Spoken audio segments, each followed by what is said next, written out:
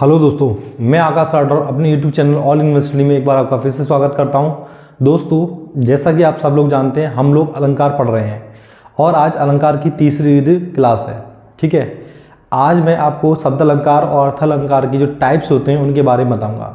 दोस्तों, आपने पहले कई बार अलंकार पढ़े होंगे, लेकिन इस वीडियो में आप जो अलंकार के टाइप्स देखोगे वो आपने पहले कभी नहीं देखे होंगे, और देखे भी होंगे तो आप उनके बारे में कुछ ज़्यादा जानते नहीं होंगे, क्योंकि आप जानते हो दिन पे दिन कंपटीशन जो है बढ़ता जा रहा है और अब वो चीज़ें नहीं आती, उसे थोड़ा सा ग्रेडअप होना पड़ेगा, थोड़ा सा हमें लेवल को बढ़ाना पड़ेगा।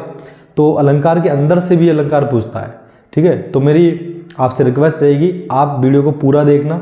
ठीक है, और आपको जो टाइप बताए जा रहे हैं, और अभी मैं सिर्फ आपको ऊपर से टाइप्स बताऊँगा, उसके बाद मैं एक एक अलंकार को अच्छे से डिस्कस करूँगा, अच्छे से उसका पोस्टमार्टम करूँगा। ठीक है दोस्तों, चलिए फिर।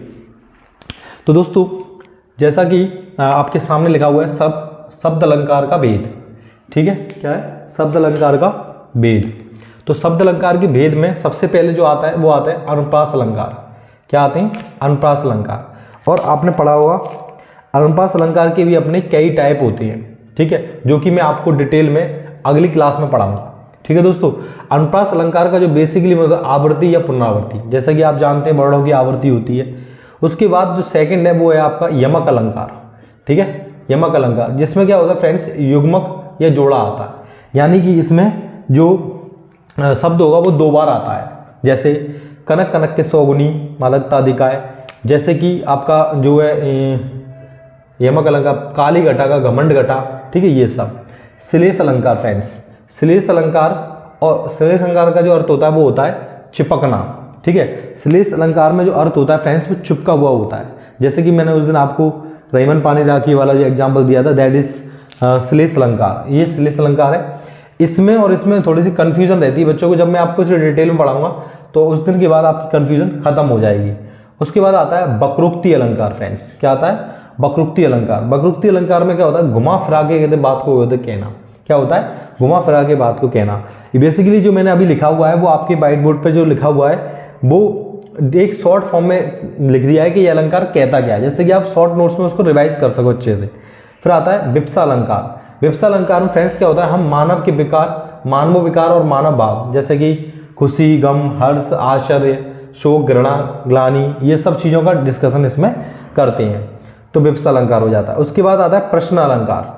क्या आता है?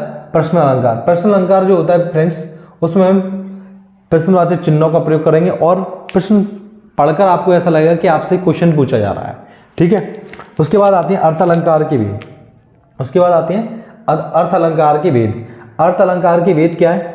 ठीक है, अर्थ अलंकार के वैसे तो फ्रेंड्स और भी बहुत सारे टाइप्स हैं, लेकिन मैं आपको वही डिस्कस करूंगा जो एग्जाम में अब तक पूछे गए हैं। ठीक है, उनको ही हम पढ़ेंगे। ठीक है फ्रेंड्स, तो उसमें से एक है आपका उपमा अलंकार। क्या है? एक है आपका उपमा अलंकार, जिसका अर्थ होता है तुलना करना। ठीक है, जब हम इसे डिटेल में पढ़ेंगे तब मैं आपको इसके बारे में अच्छे से बताऊंगा। उसके बाद आता है उत्प्रेक्ष अलंकार। उत्प्रेक्ष अलंकार में संभावना व्यक्त की जाती है, उपमेय में उपमान की। ठीक है, अभिन्न। उसके बाद रूपक अलंकार जो होता है, इसमें समानता व्यक्त की जाती है।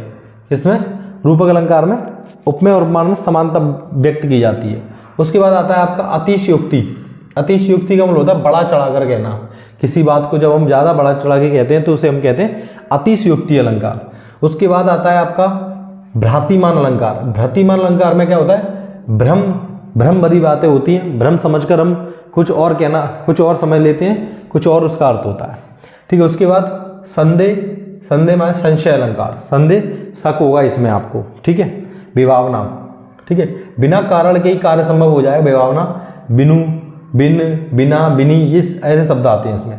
फिर उसके बाद जो आता है वो आता है फ्रेंड्स विशेष युक्ति। विशेष युक्ति में कारण हो परंतु कार्य ना हो, रीजन तो होगा लेकिन कार्य कंप्लीट नहीं होगा। उसके बाद आता है मानवीकरणगत अलंकार। मानवीकरण अलंकार में मानव के गुण, मानवीकरण अलंकार में क्या होगा? मानव के गुणों का वर्णन होता है। जैसे ऊषा उदास आती है, तो उदास होना फ्रेंड्स किसका गुण है? ये मानव का गुण है। ठीक है, तो इसलिए ये कौन सा हुआ?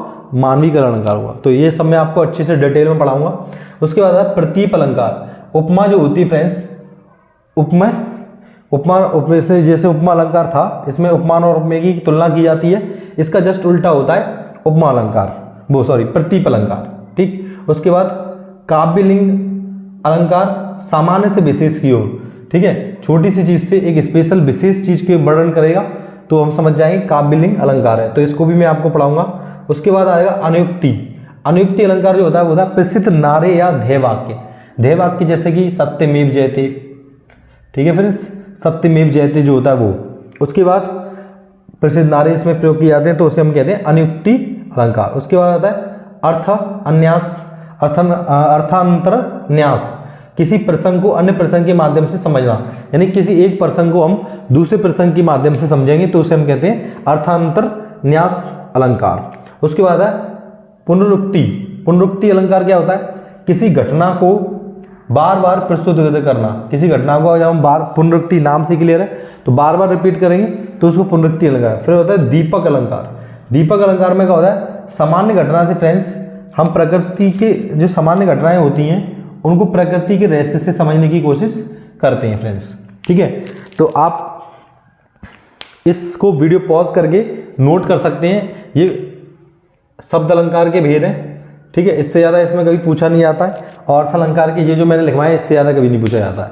ठीक है, तो फ्रेंड्स आप वीडियो को पॉज करके अपने नोट्स बना सकते हैं, एक एक चीज़ को लिख सकते हैं। व्हाइट बोर्ड पर जो भी चीज़ लिखी हुई है सारी किसी न किसी एग्जाम में पूछी गई है फ्रेंड्स। ठीक है फ्रेंड्स, तो आप जो है इसको नोट कर लें और नोट करने के बाद अपने खुद के सेल्फ नोट्स बनाएं। ठीक, तो इतने अलंकार मैं आपको अगले उसमें पढ़ाऊंगा, एक एक दो दो करके अच्छे से हम ढंग से इनका पोस्टमार्टम करेंगे, ढंग से इनको समझने की कोशिश करेंगे फ्रेंड्स। ठीक है, तो इसी के साथ मैं आकाश राठौर आपसे विदा लेता हूँ। जय हिंद, जय भारत।